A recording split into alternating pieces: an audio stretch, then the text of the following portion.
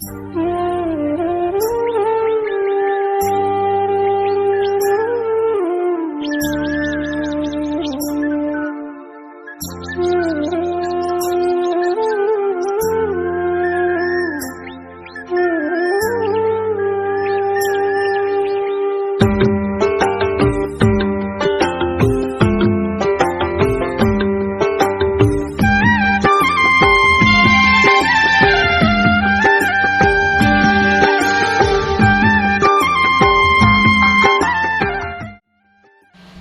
Everyone, কেমন আছো তোমরা? আশা করছি যে যেখান থেকে আমার আজকের ভিডিওটি দেখছো সকলে ভালো আছো, সুস্থ আছো। সকলের সুস্থতা কামনা করে নতুন একটি ফ্রেশ ব্লগ নিয়ে এসেছি। আশা করছি তোমাদের আজকের ভিডিওটা অনেকটা ভালো লাগবে। তো ভিডিওটা স্কিপ না করে পুরো ভিডিওটা কন্টিনিউ দেখতে থাকো। তো সকালবেলায় সকালের সমস্ত বাসি কাজ সারা হয়ে গেছে আর স্নানও সারা হয়ে গেছে। এখন এসেছি ওই বাড়ির পেছন দিকে। কর্তামশাই যে গাছগুলো লাগিয়ে দিয়ে গিয়েছিল সেগুলোতেই জল দিতে এসেছি।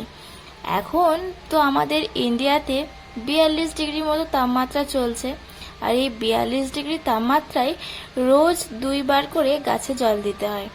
সব জায়গাতেই কর্তামশাই গাছ লাগিয়েছে। আর আজকে আমি জল দেওয়ার কারণ হলো কর্তামশাই কিন্তু ফিরে গেছে আবার রাজস্থানে।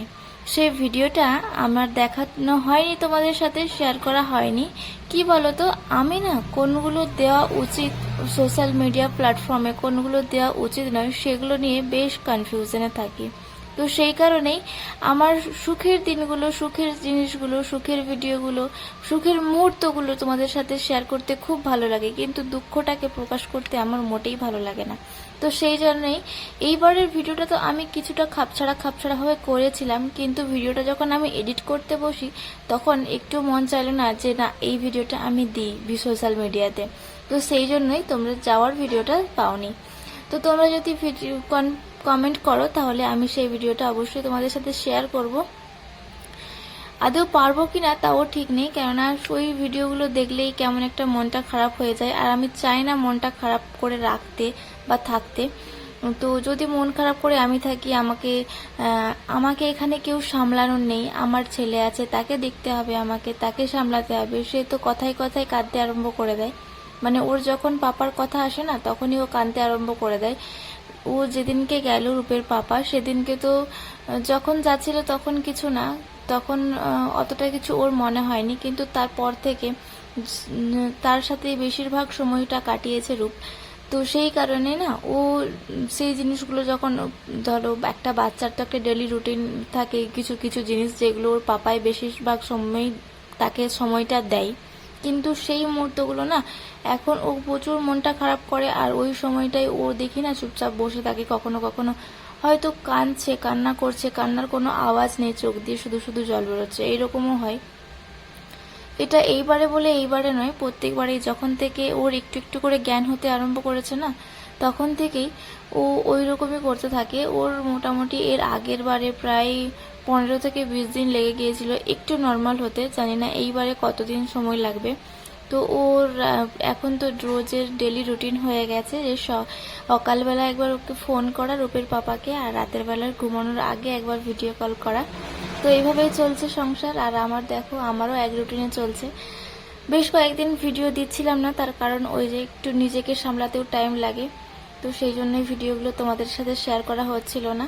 তো কর্তামশাই যে গাছগুলো লাগিয়ে দিয়ে গেছে পরম যত্নে, সেগুলোর দায়িত্ব এখন আমার সংসার সামলানোর পাশাপাশি, নিজের বিজনেস সামলানোর পাশাপাশি এটা আমার এক্সট্রা দায়িত্ব।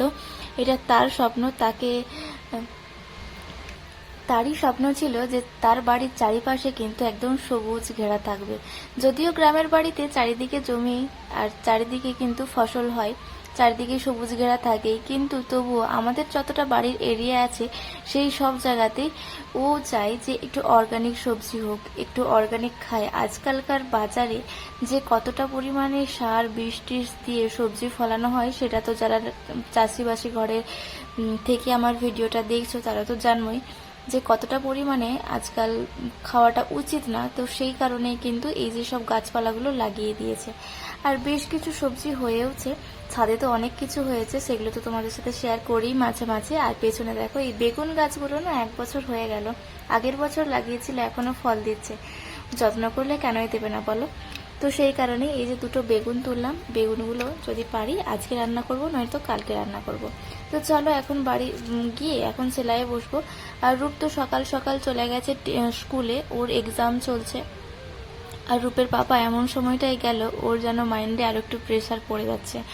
এক তো ওর পাপার জন্য মন খারাপ, তারপরে আবার এক্সামের জন্য টেনশন, সব মিলিয়ে ওর এবারের এক্সামটা কেমন হবে আমি জানি না। তো যেমনই হোক প্রেশার তো দেবো না, কেননা ওর দিকটাও দেখতে হবে। একটা 6 বছরের বাচ্চার পক্ষে এতটা নেওয়া সম্ভব নয়। আমরাই আমাদের কাছের মানুষ যখন দূরে চলে যায় তখন কতটা মন খারাপ করি, আমরা নিজেদের ফিলিংসগুলোই লুকিয়ে রাখতে পারি না, আমরা বারবার কেঁদে ফেলি। তো ও তো এখন বাচ্চা, ওকে ও নিজে কিভাবে সার্ভাইভ করছে আমি তো নিজেই বুঝতে পারি না। মাঝে মাঝে ওকে আমি তো মেন্টালি সাপোর্ট করি। তো জানি না ও কতদিনে কেমন কি হবে এক্সাম। তো যেমনই হোক আমার মনে হয় না ওকে এসে এটা নিয়ে বেশি বকাঝকা দেওয়া উচিত। তো সেলাই টেলাই সেরে সরি পেছনের গাছে জল দিয়ে একদম উপরকে আর যায়নি, একদম নিচের দোকানে সেলাই করতে বসে গেছি। আর এখন এইটা এমার্জেন্সি আছে, আজকে না আমাদের এখানে যে মুসলিম ধর্মের একজনের বিয়ে হয়েছে, তো তারই রিসেপশন আজকে। তো সেই জন্যই অর্ডারটা আমাকে কালকে বিকেলে দিয়ে গিয়েছিল, সন্ধে সন্ধে করে বলেছিল বানিয়ে দিতে। বানিয়ে নয় সরি, এটাতে হাতা লাগাতে হবে আর কিছু মানে টুকটাক কাজ করতে হবে আর কি।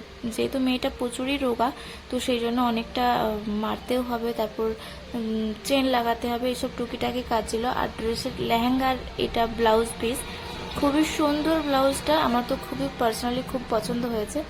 আর হাতাগুলো নেটের, আর দেখছো স্টোনের কাজ করা আছে, জরির কাজ করা আছে, খুবই সুন্দর। পার্সোনালি আমার কিন্তু এই ড্রেসগুলো খুব ভালো লাগে। আমি যদিও নিজে এত হেভি পরতে পারি না, আমার প্রচুর গরম লাগে, তো তবুও জিনিসটা খুব সুন্দর। এক এক করে সেলাইটাও করছি। আর স্টোন বলে না বারবার ছিঁড়ে যাচ্ছে সুতোটা, যখনই কাঁচগুলোর সামনে সূচটা আসছে তখনই ছিঁড়ে যাচ্ছে। তো চলো এক এক করে সেলাইগুলো করে নিই, তারপরে উপরে যাব। যেহেতু রূপ স্কুল থেকে চলে আসবে প্রায় 10টার মতো করে, তো ও এসে সকালে শুধু ওই মাখন বিস্কুট খেয়ে গেছে, আসলে নাস্তা করবে সকালে। তো এখন গিয়ে ওর সকালে নাস্তা টাস্তাও বানাবো, তারপর দুপুরে রান্না বান্নাও আছে। দেও দেও আজাও আজাও আজাও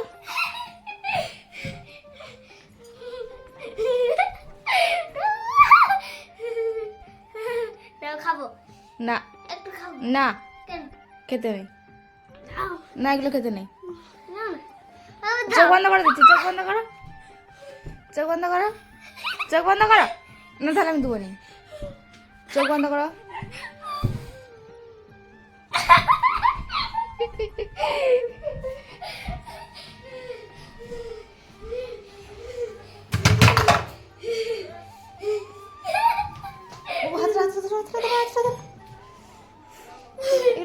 ধরে থাকো ধরে থাকো।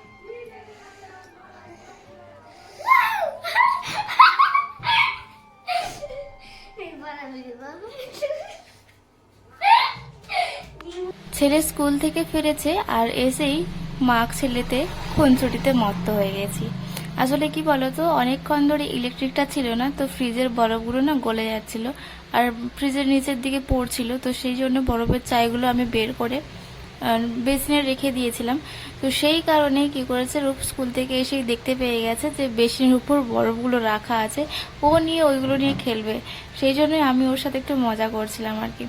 তো স্কুল থেকে এসেছে, এখন ওকে নাস্তা বাস্তা দিয়েছিলাম, তারপর দুপুরে রান্নাবান্নাও হলো। এখনো একদম বিকেলবেলা ঝাটপাট দিয়ে দিচ্ছি। তোমাদেরকে ছাটের ভিডিও আমি অবশ্য খুব একটা দেখাই না, তো আজকে কি মন গেল ভাবলাম দেখাই তোমাদের সাথে। তো এরপরে আবার গিয়ে সেলাইও বসবো। তো আমার এই একটা ডেলি রুটিন, রোজ ওই সকাল টাইমটা বসলাম তো বসলাম, যদি টাইম পাই, নইলে বিকেলের দিকেই বসি রোজ টিউশন চলে গেলে। তো এই হচ্ছে আমার প্রতিদিনের রুটিন। কিছু কিছু গরমিল থাকে, নইলে প্রায় সবার বাড়িতেই কিছু কিছু জিনিস তো আর সমস্ত কিছুই একই থাকে, যেমন খাওয়া, ঘুমানো, ঝাড় দেওয়া, এগুলো তো সবারই প্রায় সেম, তো আমারও কিছু ব্যতিক্রম নয়। তো এইভাবেই চলছে আমার সংসার। ছোট্টখাটো সংসার তো আমার এমনিতেই ছিল, আরও একজন চলে গিয়ে আরও ছোট্ট হয়ে গেল। এখন শুধুমাত্র মা আর ছেলে, এই দুজনেরই সংসার। আর রূপের পাপা আবার কবে আসবে তার তো ঠিক নেই। ও যখন মন চায় মানে ও আসবে তো বললো 2-3 মাস পরে, এবার দেখা যাক, যদি ছুটি পাই তাহলে আসবে, নয়তো আসবে না। তো আজকের ভিডিওটা আমি আর বেশি বড় করব না, ঝাঁটফাট দিয়ে দেখো এই যে সমস্ত বাসনপত্র দুপুরের পড়েছিল সেগুলো ধোয়া টোয়া করে নেব। ধোয়া টোয়া করে নিয়ে এখন রূপের বায়না হচ্ছে ওকে পুদিনার শরবত আমাকে বানিয়ে দিতে হবে। ও পুদিনার শরবত খেতে খুব ভালোবাসে। ও শুধু অন্য বলে ও নাই, আমাদের পরিবারে কিন্তু আমাকেও ভালো লাগে, রূপের পাপা ছিল তাকেও খুবই ভালো লাগতো। তো ও এখন বায়না করছে যে ও আমাকে বানিয়ে দিতেই হবে এখন, আর ও পুদিনার শরবত খেয়েই টিউশনে যাবে। তো সেই কারণেই আরও চটপট করে কাজগুলো সেরে নিচ্ছি যাতে ওকে পুদিনার শরবত বানিয়ে দিতে পারি, তাও আবার সময়ের মধ্যে, নইলে তো ও টিউশন চলে যাবে টাইম হয়ে গেলে। তার আগে এই জন্য সমস্ত কাজ সেরে নিচ্ছি। আর ও চলে যাওয়ার পরে আমি যেইটুকু টাইম পাই ওইটুকু টাইমের মধ্যেই নিজেকে টাইম দিই। তো চলো এখন বাসনগুলো ধোয়া টোয়া করে নিই।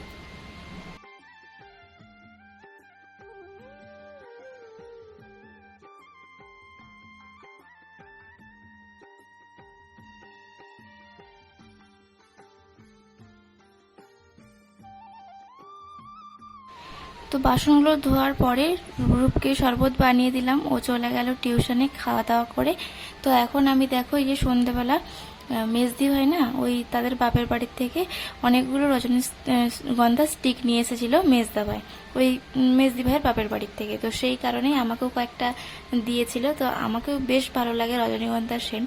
আর প্রত্যেক সকালবেলা আর সন্ধ্যাবেলা যে রজনীগন্ধার সেন্ট পুরো রুমে ছড়ায় না, সেটা আরও ভালো লাগে। আমাদের ছাদেও অনেক রজনীগন্ধার গাছ হয়েছে, যদিও সেগুলোতে স্টিক বেরোচ্ছে এই সবে মাত্র। তো ওদের ওইখানে নাকি অনেক হয়েছে, তো সেই কারণেই আনতে বলেছিলাম, নিয়ে এসেছে, আমাকেও কয়েকটা দিয়েছে। এখন আমি এগুলো ঘরের মধ্যে ওই যে ফ্লাওয়ার ভাসটা ছিল না, ওতেই রাখছি জল দিয়ে, যাতে অনেকদিন থাকে আর খুব সুন্দর একটা স্মেল ছড়ায় রুমের মধ্যে। তো চলো বন্ধুরা, আজকের মতো ভিডিওটা আমি এখানে এন্ড করছি। ভিডিওটা কেমন লাগলো তোমাদেরকে অবশ্যই একটা কমেন্টের মাধ্যমে জানিও। ভালো লাগলে লাইক করো, আর যদি আমার চ্যানেলে কেউ নতুন এসে থাকো তাহলে চ্যানেলটাকে অবশ্যই সাবস্ক্রাইব করে দিও। তো আজকের মতো টাটা, দেখা হচ্ছে পরের ভিডিওতে।